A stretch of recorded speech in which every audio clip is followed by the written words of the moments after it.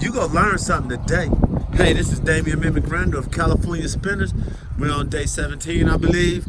My guy Tree is saying that today's one of those days where you really don't want to fly your birds in this kind of weather. But because we're trying to get these birds up, trying to get them flying, this is the perfect weather for us. Because once they get on the wing and the air catches them, it'll snatch them up, put them in the atmosphere, and have them flying. So, with no more to say, I'm gonna let these little buggers out. Didn't check them to see if they had food because it's late in the afternoon. I figured they'd be empty anyway. Remember I told you guys, peas are like a diuretic, so they pretty much run through the birds. If anyone has any food in them that's gonna keep him from not responding, then I guarantee you that just because of the other birds' response and the way that they stick around, he will too. I need to find my door holder. I have a shovel or a rake that I use to hold the door. I have to find that. Give me 1 second, guys. Because of the wind, because of the way the wind is, I need something heavy to sit on that door. So I'm gonna run and grab this motorcycle ramp right quick. There's my rake over there in the corner. Okay.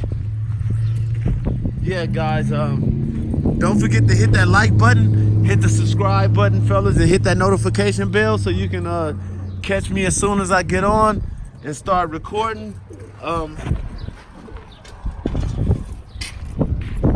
Like I told you guys, I was gonna go and record and do a special report on the witch doctor, because the witch doctor has been in my inbox and he's been making crazy threats, and I'm trying to figure out what kind of PhD does he really like. Honestly, when you meet a real player hater and they tell you they have a PhD, believe them player haters, man. Because it's hard to get a PhD in the streets. Usually you don't last that long in the streets. But when you a certified PhD, player hater degree, player hater DIC, then that's what you do. You make a whole lot of accusations and claims and you threaten people, and like your 50 years of experience, it won't happen. You be just as unknowledgeable as you was when you started. Now, the witch doctor, right? He has a couple of butt buddies that work with him.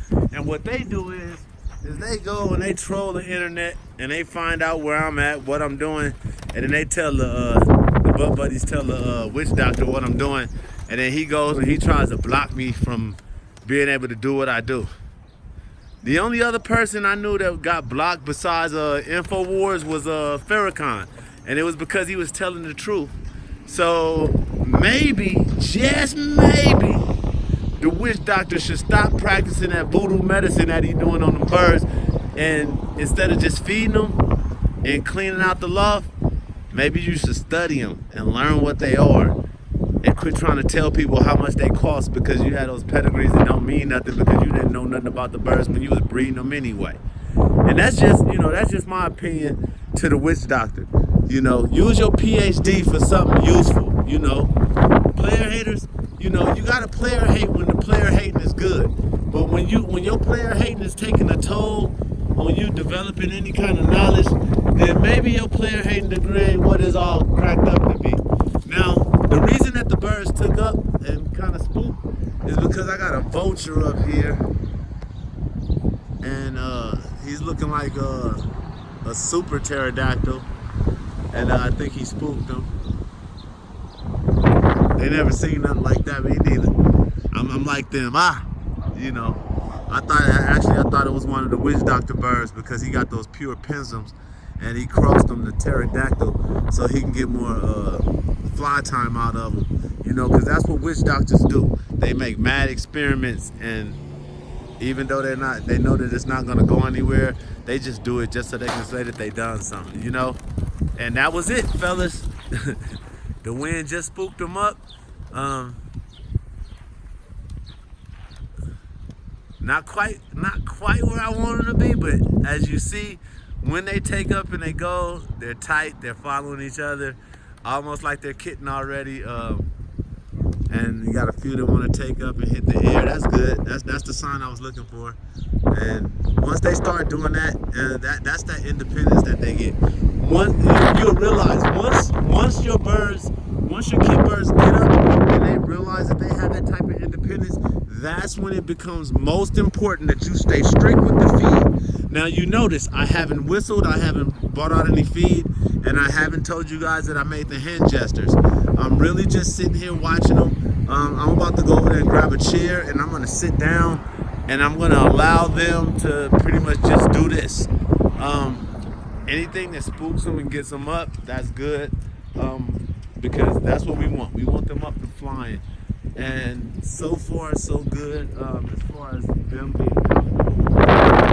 They're not spooked, they're not super spooked to where everything has to be jumpy. So that's a good sign. In a sense, we just like the fact that they're taking off, doing their little initial flights, and these little initial test run flights that they're doing is basically a wing testing opportunity. When we opened that kit box the first day that we allowed them to come out and jump down to the feed tray, that was an important lesson to the birds on landing.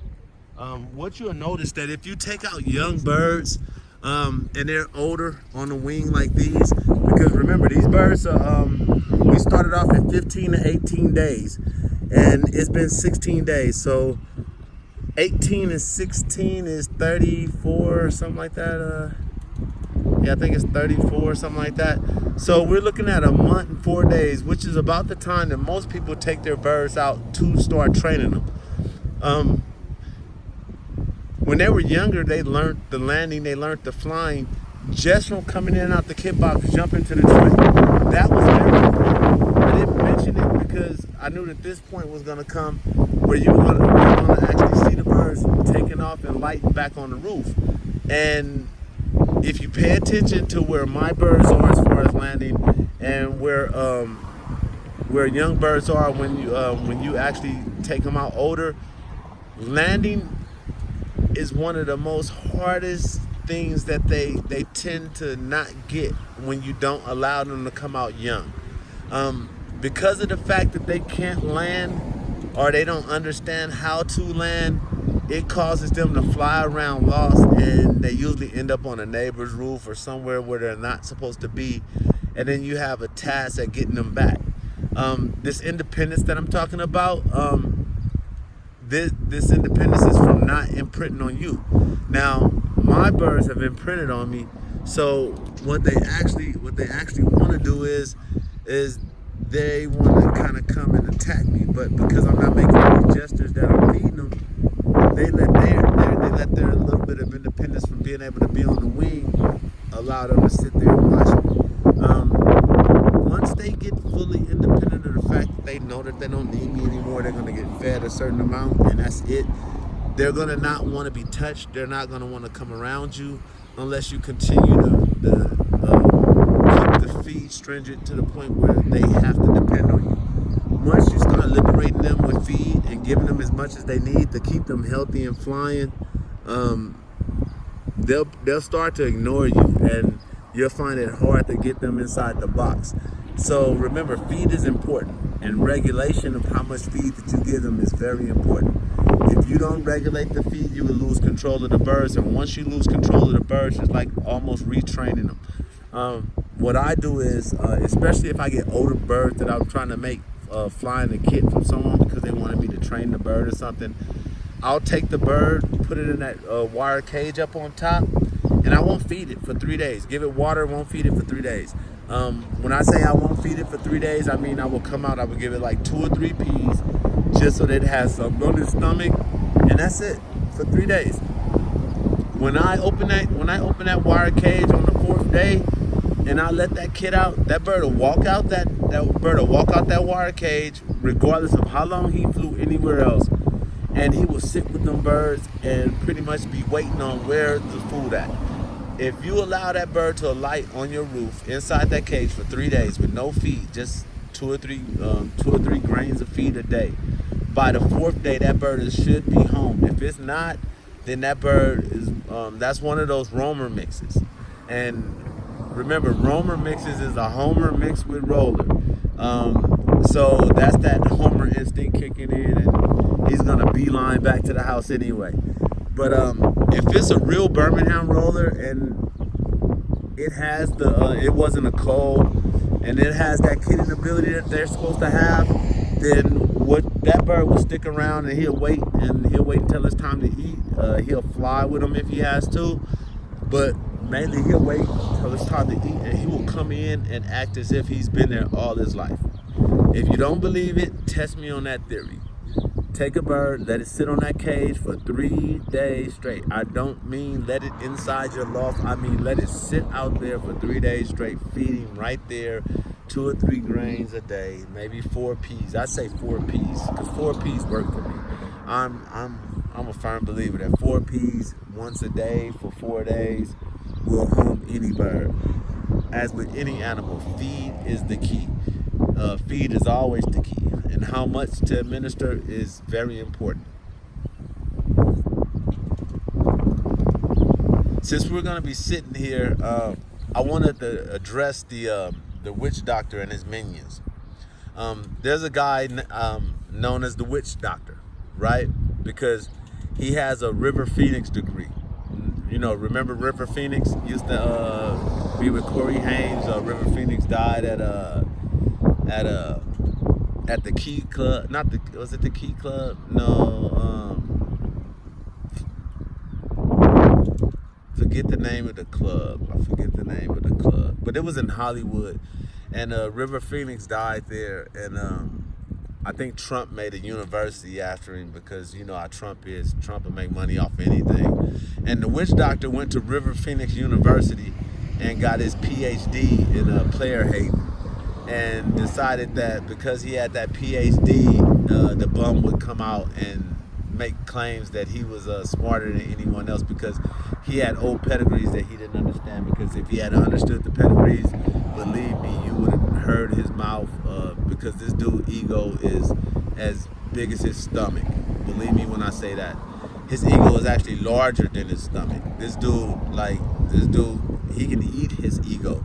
He will barbecue his ego and eat it. That's how greedy he is for attention and so-called recognition as someone. Me, myself, I'm no one. And I promise you guys, I flew competition maybe 3 years out of the 16 years I flew. I flew with Steve Smith and the guys in High Desert when I moved to Palmdale. Flew with the Hall of Famer and them. That was back when guys that got arrested for killing hawks when the little Asian was out. Actually, I remember meeting the little Asian guy that was supposed to be the informant or the undercover agent. Again, I flew with members of the HDRC when they changed to the CSRA, and I flew with them for a couple of years. I actually flew with High Desert Roller Club, and I enjoyed my time. I flew in the World Cup twice. 2014, I got hit by the hawk with a team like this. If you go to my, I have a YouTube page called Damian Mimic Randall. Just go to YouTube, type in Mimic 8808, and it'll pop up for you. All my 2014 training, I started with 6 birds and said they were going to the World Cup to fly in the World Cup. And you can actually see me take, just like I did this video here, you can watch me take those 6 babies, turn them into a kit, and fly for the World Cup. I was hit like 3 minutes into the World Cup, and then when I flew that same kit for the young bird fly with Alton Davis, I scored like 90 points with him, and I had a hawk hit me then. I said, same hawk. The hawk was killing me that year. I lost 215 pigeons that year. I keep good records, and I lost 215 pigeons to the hawk. Two of them were actually whole kits that I lost because the hawk would not let them land. It was white with a falcon on top, red tail to the east, and Cooper Coopers that wouldn't let to a pair of Coopers that wouldn't let them land, and they flew them into the night, and it was windy like this because it gets windy in the high desert towards the late evening, and that's why I'm gonna start trying to, as soon as I see that light come on, try to get out in the early mornings and get them when the wind is calm, so they don't have so much wind to try to deal with as far as flying. But like I was saying, the witch doctor's been a has-been for years. I knew of him when he was working at a feed store. He didn't know nothing then, and it's pretty much the same thing now, just a braggart, always showing off pedigrees. And like you guys out here in California, I got to the point where I didn't value pedigrees until I got with the Higgins family and start really studying the pedigrees and understanding what I was studying and how to study a pedigree. A lot of guys don't even know what a pedigree is for. It's a roadmap to getting back to where the success was in the bird that you decided you wanted the purpose as your breeder. So if you want the purpose red check as the foundation of your loft, it would behoove you to have a pedigree on that bird so you can understand how he was built and how to recreate more. And it's usually in the blueprint. But what has happened is you have these guys adding colors and different aspects to the birds that don't belong. And once they add something in that they don't really understand, trying to make something different or trying to reinvent the wheel, it's no longer a Birmingham Roller at that point. And usually they would not want to write that down on the pedigree, because why would they want to tell you that they added a roamer, Jansen Homer to their line? Just to even understand that concept of how guys were mixing different things into the family,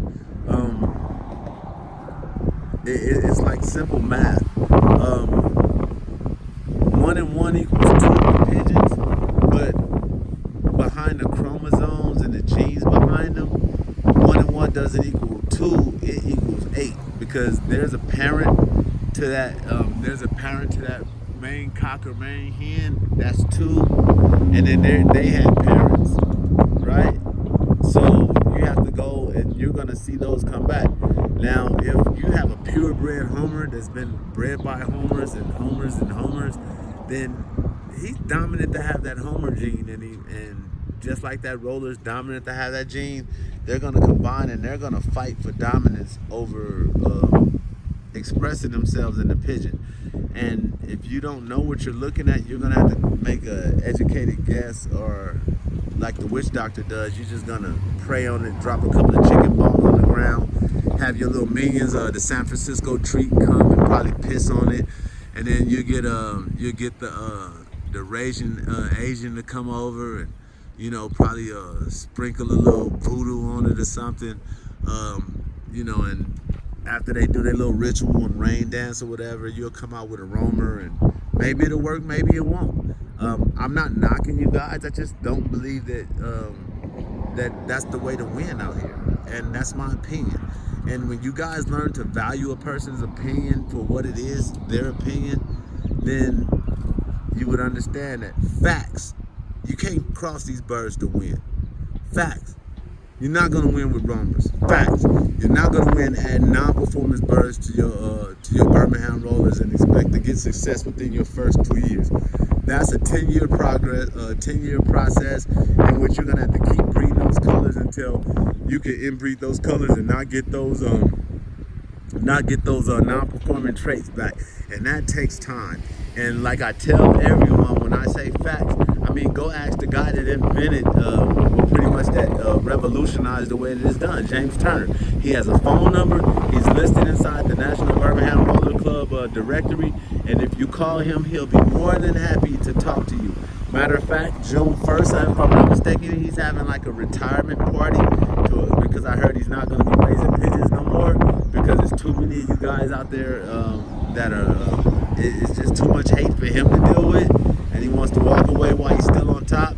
So I would advise you to either go get the videos that he have. They're online. It's called Simple Genetics 1 and 2. And study those videos before you make bold accusations. nobody does or does not know. The San Francisco treat. He's a perfect example of someone that knows nothing. And because of the fact that they're trying to ban me every moment that they get, I'm not going to use certain keywords that cause my video to get flagged. But he's a rider. He rides it like the best. He rides it like the best porno star ever. When I say he's a rider, you know what he rides. And he rides it good. When I say he rides it, that dude was in my inbox as if he was the man, the witch doctor himself. How dare you disrespect the great doctor, witch doctor?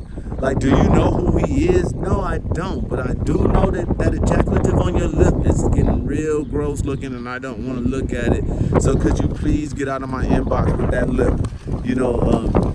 That's how you get cold sores, riding and suckling like that. The suckle process that this dude perfected is just too much for me. So that's why I call him the San Francisco treat. You'll know who he is. You'll find out who the San Francisco treat is. And the little Asian, he's another one that I mean, these dudes are like those little. You ever seen those great whites and they had a little suckling fish on the side of them and they're just trying to suck every bit of the great white, every bit of bacteria off the great white? That's these two dudes. And then you had the little lady stripper, and she's part of their menu crew too. And basically they use their admin powers to basically be dictators. So because they're admins to a group, they can block you. But they're upset that I blocked them. I blocked you personally from my business, from my page. You're blocking me from somebody else's page, and there may be people in there that want to learn something. I debated with Hector Koya. Hector Koya called me on the phone. We had a nice conversation, and that was it. If you look at the post, you don't see me and Hector going back and forth, because Hector, like everybody else, understands that it's true that you do lose some roll. But if you go to Hector's house right now, he has some crested rollers that will outroll anything you've seen. The speed and the velocity on them is bar none Birmingham roller type spin, but it's not a Birmingham roller. It is a Hector Koya design roller, and Hector Koya should get credit for those crested rollers unless they came from somewhere else. And that's the type of props that you haters won't give. Like, you're down guys, but you won't give them credit for what they do, for anything that they do know. And especially the San Francisco treat, he knows nothing. First, he sold himself as a South African, right? When I shot down South Africa and I offered him 20 cougarans for the birds back that Jerry sold them, because Jerry sold the South Africans like 6 pigeons. And those 6 pigeons went for 20,000 cougarans. I don't know if you guys know what cougarans are, but right now, $20,000 worth of them should be very valuable. And I think the price of the cougaran is supposed to increase over time, something like that. But basically, for 6 pigeons, they spent 20,000 cougarans, right? Jerry's not in the best of health, but it was in the right. Now I put a pedigree up with where he sold 4, and on the pedigree for 4 he said sent to South Africa, and the baby that was off of 4 that was purchased by a friend, it was all on the pedigree. So pay attention to what the pedigree says. I'm not lying about this. Now, that was in the 90s or something like that, like 95, 96, 97 or something like that. And then if you go look at the World Cup, winners and stuff, you'll notice that the South Africans, like around 2000, 2001 and 2, the South Africans made their ascent onto the World Cup scene. This is almost a year or so, like right after they purchased the pigeons from Jerry. Like with any family, you have to know how to breed and cultivate the family to keep it. This San Francisco treat goes on to say, well, those birds got spread around all over Africa. Well, that's the same thing that happened here in California. It really did. So by you saying they got spread around South Africa, that means that they were working for somebody. Because people don't spread trash. And if you pay attention to the debate on the Higgins birds, then why does a lot of guys in California have them if they don't work?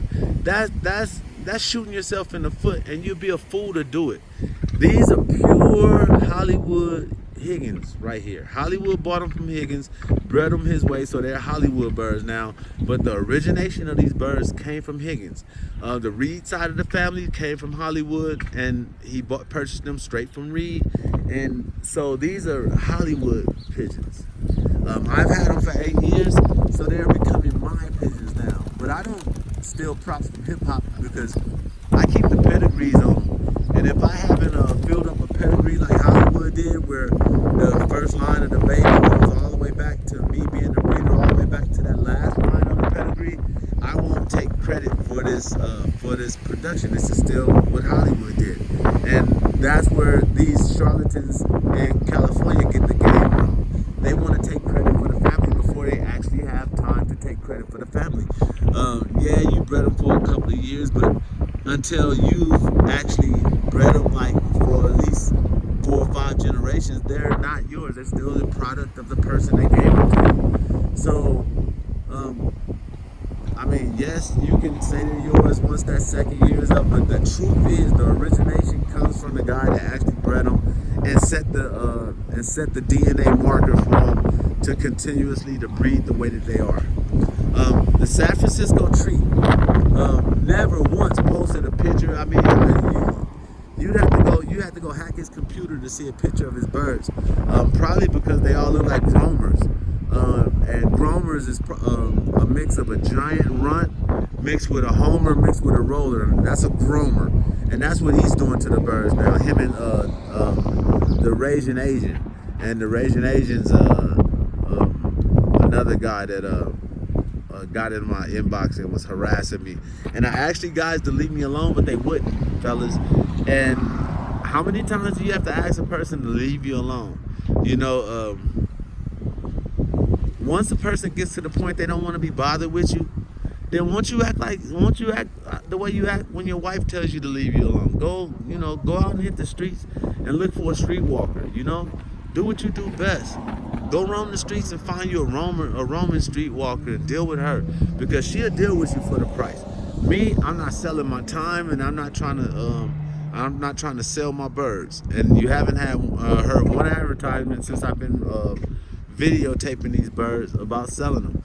All I'm saying is that if you don't start with the right stock, where are you going to stock? Are you going to go to the Raging Asian and get the gromers from him? Are you going to go to the San Francisco treat and allow him to give you the rice-a-roni that he has over there? Or are you going to go to the witch doctor and have him put a prayer and throw some lamb's blood over the bird and shuffle a couple of chicken bones around and, run out the house with that bone in his nose with that big old sundress that he be wearing? Yeah, he wears a sundress, a real sundress. That's his, he said that's his authentic heritage garb that they make him wear at the River Phoenix, University of River Phoenix. Yeah, guys, a lot of misconceptions out there, and don't believe the hype. If they can't do it like I do it, if they can't post it like I posted and put it on video and back up their facts with some type of proof, then why would you believe them? If you hear the witch doctor talking, just ask him, how long have you been raising pigeons, Mr. Witch Doctor? And he's going to say, well, I've been in this for 50 years. And then say, what's character, Mr. Witch Doctor? He's going to say, it's a guy that plays, it's an actor that goes into a role on a sitcom or something like that, because he doesn't know. And then once you hear the buffoonery in his conversation, and the first thing he's gonna do, he's gonna try to run and go grab a letter from Bruce Cooper or something like that to say, hey, they talked to me because I was important. Believe me, dude, if my grandmother's house hadn't burned down, I had letters from Bob Evans up north when I joined the PRC because I used to show birds. I had a letter from Paul Platts where he was when we were communicating for months, when he was trying to teach me how to breed from his self-whites that I purchased at the Pageant of Pigeons in '89. I had letters from James Turner himself when he was the NBRC president. He shipped me. He actually shipped me birds himself personally, so I got to compare them to the birds that I had at the time. But I had a family that had a roll down trait in it, the full house birds, and because of the full house birds, I had a hard time trying to find trying to create a family that didn't have the roll down gene. And that's when I came to the conclusion that they were right. What you add into the bird is what you get out. Because I mean, the closer I bred back to the family, the more that roll down gene would come out. So eventually I ended up phasing out that line. I raised jackanets, which is what the base of these birds are. I had a different strain. I actually met Mac Ware and Benny Niger, and they had original Cornell Norwood, so I had the 8605 blood. And if you don't believe me, you can ask Arnold Jackson. I was sitting in Benny Niger backyard when Arnold Jackson came and purchased the nestmate to my 8605 cock that I found in my loft with. So those are facts, you know. And if you don't want to go ask Arnold Jackson and just call me a lie, then that's your problem. But I remember sitting back there watching him come, and Benny was like, "See, I'm giving you the shit. I'm giving you the." He used to talk like this. He said, "I'm giving you the shit. These guys love these birds," and that's what I learned. I learned the difference in a feather merchant. I learned the difference in a serious breeder like Arnold Jackson, because Arnold Jackson's serious about what he does. I actually coached Ron Denson. I actually coached him in baseball when I was younger. I was a baseball coach, first base coach, and I was a back catcher when I played baseball. So I met Ron Dent. I had some of the original 514 blood. I ended up giving those birds to Gus Ortega, and Gus Ortega did whatever he did with them. But I've been through a lot of different families. Gus had some Hugo Blas birds that if I ever had got my hands on a good pair of them from him, I would have inbred those birds and found out exactly what they did. But a lot of guys do not believe in inbreeding. They believe in crossing, because this is the culture and like the heritage that California is taking on, crossing the birds. And it's not the key to winning, guys. It's really not the key to winning. It is just it just hinders you and take you further back, because you have to learn different things, different aspects, different traits. And we really, like, honestly, we don't have that kind of time at the age that we are now. Like the witch doctor. He's been in pigeons 50 years. And have you ever heard of the witch doctor putting up a good kit for the world to see? Have you ever heard of the witch doctor putting up kits in competition? No. But you can go buy a pedigree from him for $150 that won't do nothing for your loft except for add Gromer Racer to your loft. Now, I'm going to tell the witch doctor, and I'm going to tell the Raging Asian, and I'm going to tell the San Francisco treat and the stripper lady to please leave me alone. If you don't want to smoke with me, leave me alone. I went to the sheriff's department and I filed a complaint about the terrorist threats that the witch doctor left in my mailbox. Because what I'm not gonna do is allow you to make threats, and my stepson lives here. So since we both know where each other live, you can't go to the police and say I threatened you, right? Because I'm not that stupid.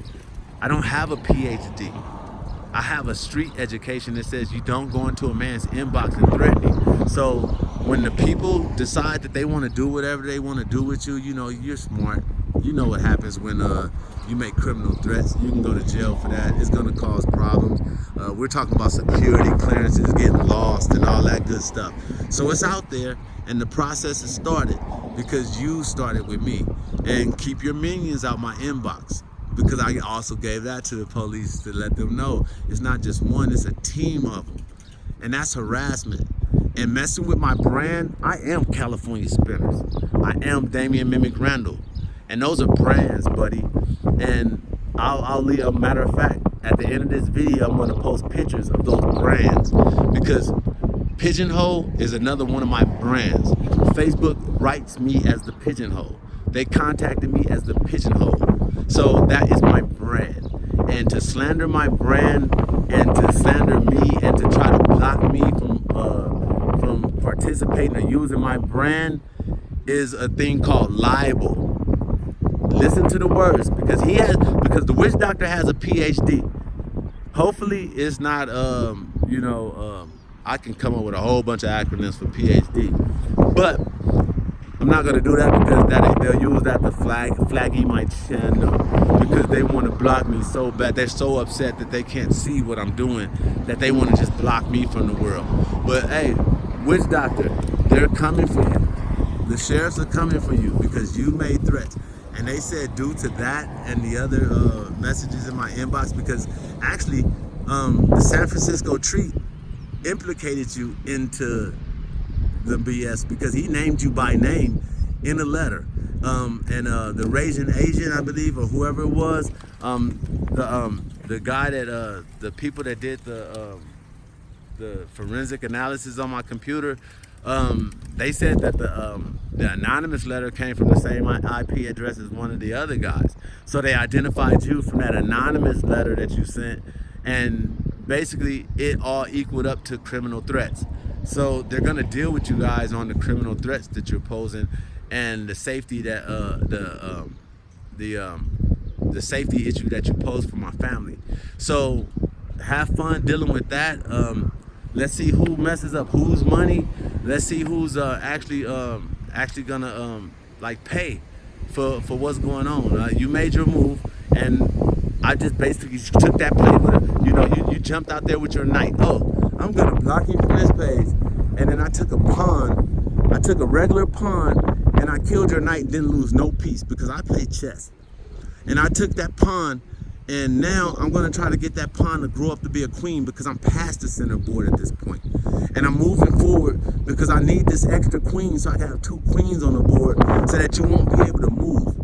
And I haven't even opened up, I haven't used my bishops or my knights yet, because those are the moves that when you get to those points in the game, you're really trying to checkmate a dude in 3 or 4 moves. I want you to keep going. I want you to even think you're gonna win so that when you don't, then you'll realize that you shouldn't have messed with me. And that's where we're at with this. So you go ahead and you continue to tarnish my brand, and you continue to try to mess up my name and slander my name. And when a liable suit shows up in your address, because remember, you gave me your address. Remember, Norco? You gave me your address, Loco. So, Norco Loco, the witch doctor, I don't know when they'll be coming out to your house, but I do know that I filed the complaint, and my wife said that this is the second time that someone's made threats to her life, and they take that pretty serious in the state of California now. This is not a game. Criminal threats is a felony nowadays. So thank you for showing me how smart you really wasn't. It takes a real doctor to understand that you don't make street threats as if you're a thug in the streets. Thug witch doctor. So how you like that? Tell your family. Go tell your family. Hey, I tried to be tough on the internet because a guy proved that I didn't know nothing. And now I'm about to be in trouble because I made threats in his inbox that I shouldn't have made. And then, the 2 minions that I had, the San Francisco treat and the Raging Asian, went in and actually confirmed that it was me. So now I'm about to be in trouble. And there's a lot, all that bragging you did about, jobs that need security clearances and stuff. Let's see how that worked out for you. I'm not gonna try to block you from your job. Let them block you from your job because of the comments that you made. So suck it easy, fellas. And you guys, if you wanna, I might just unblock you so you can talk more and you can get my inbox more. And that way I could advance my pieces on the chessboard a little bit further, and maybe I can get 2 pawns to grow up, and I'll give me a rook and a queen, because I'm pretty dangerous with the rooks too. Hey fellas, go and hit the like button, hit the subscribe button.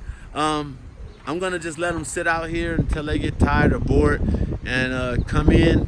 I'm not gonna try to push them up, guys. Remember, I asked you guys to hashtag flag them.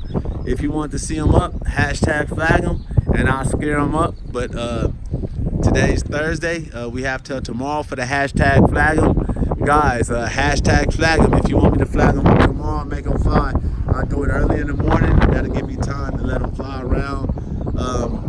Start making a flag. I have a black Obama jersey that I used to use back in 2004. I found it in the back of my Ford Explorer. My Ford Ranger, so I'm going to use that. Once again, guys, share this with your buddies. The haters that don't like me out there, make sure that the witch doctor gets this, because it's very important that he know that the sheriffs is coming. The sheriffs is coming. The sheriffs is coming. You know, because I just can't make stupid mistakes and be in your inbox threatening you, because like the guy whose jaw that was broken, they quick to call the police on him. And so I had to learn from that. It cost me $15,000 to learn from that lesson. Luckily, I'm a vet, and my PTSD and my medical history shows that when you break into my house and you threaten my family, my only option is fight, not flight. Just like the guy that pulled the gun on me. He was amazed that I ran up on the gun. I just need to get in hands distance. The only reason I didn't take it was because there's no self-defense law in California, and I didn't want to fight no murder court case. That's too much for me. $15,000 just for breaking a jaw at this point, and they broke into my house. So that's where I'm at with it. All right, guys, thank you for liking and sharing. For the people that didn't like the fact that I brought up race in this issue, when people call you nigger and they're not black, it's not fun. Calling me a nigger and you're not black, to me is a disrespect on what I went the Desert Storm for. Especially when you're not a racist white person. Especially when you're a refugee to this country, you should be respectful to the original refugees of this country. We were here first, so there's no reason for you to come and think that you have some type of order of dominance over us, using a 17th century word to degradate our people. And that's the only reason I brought that up. If you didn't like it, it's probably because you have a kid that personality inside you that feels like you're dignified enough to do it, and you're not. But I'm gonna jump off that subject, and I'm just gonna get to the facts that, hey, if you cultivate the birds for the spin, you'll get the spin. If you cultivate them for color, you'll get the colors that you want. Get them in the air, guys, and remember, you gonna learn something today. And I hope the witch doctor, the San Francisco treat, and the Asian learn something today. Don't be in people's inboxes threatening people. Don't be in people's inboxes threatening people. Come on, dude. Criminal 101, man. Come on, guys. Come on, guys. We're not in elementary anymore, fellas. We just can't go around making verbal threats that we can't even expect to accomplish or try to carry out. You guys are losers. Only losers make threats because someone hurt their little ego. It's not my fault that you went to River Phoenix University, dude. You wasted your money. You would have been better off going to Bryman or what's that one school that they always have on TV? Everest. Yeah. Not doing anything. Don't know much about pigeons. Well, come to Everest College and get a PhD in birdology, where you too can make groomers. You want to make the fastest groomers in the world? Then come to Everest College, where we have professionals like the witch doctor and the San Francisco treat teach you how to destroy a line in just 30 days. Thank you, guys. This is Damian Mimic Randall, CaliSpinners, the Pigeonhole. And